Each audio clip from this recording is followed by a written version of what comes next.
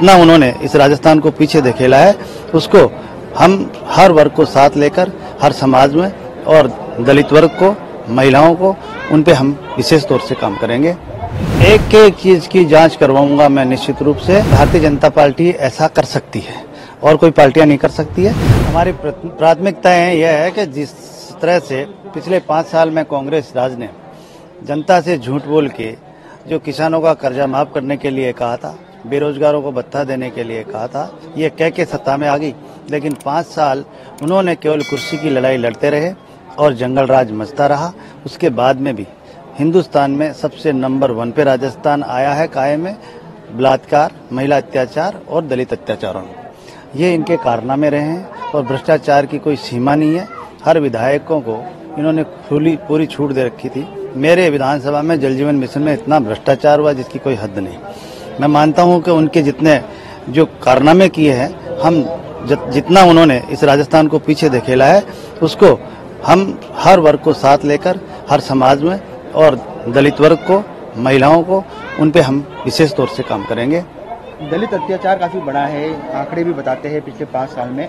उसमें सुधार करने के लिए क्या प्रयास रहेंगे? और सबसे बड़ी बात, आपने कहा कि आपके क्षेत्र में जल जीवन मिशन के तहत बड़ा भ्रष्टाचार गहलोत सरकार के कार्यकाल में जी। अब आपकी सरकार बन रही है, गठन हो जाएगा कल, उसके बाद एक्शन होगा? एक एक चीज की जांच करवाऊंगा मैं निश्चित रूप से, जितना, क्योंकि हमारे माननीय प्रधानमंत्री जी मोदी जी का सपना था और उन्होंने वो करके दिखा रहे हैं। वो हर घर हिंदुस्तान में ऐसा नहीं बचे जहाँ पे शुद्ध पानी की टोटी नहीं पहुंचे। उनका सपना था और उस हिसाब से उन्होंने राजस्थान गवर्नमेंट में पैसा भेजा, लेकिन उस पैसा का सदुपयोग ये नहीं कर पा रहे। टाइम पे उन्होंने काम नहीं किया, काम किया है तो केवल भ्रष्टाचार का रूप दिया है।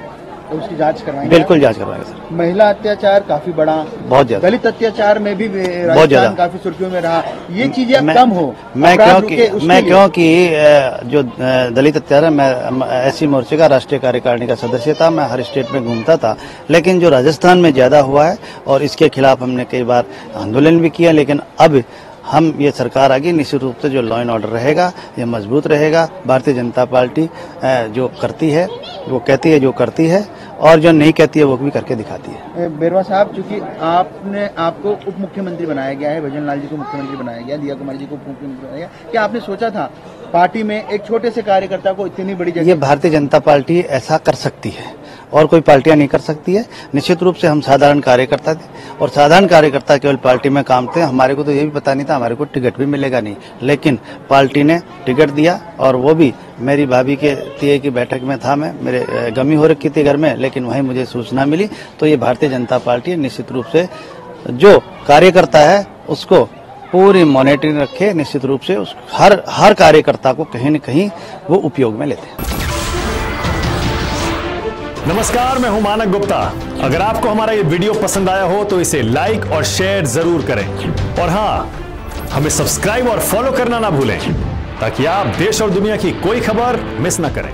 तो जुड़े रहिए हमारे साथ और देखते रहिए न्यूज़ 24।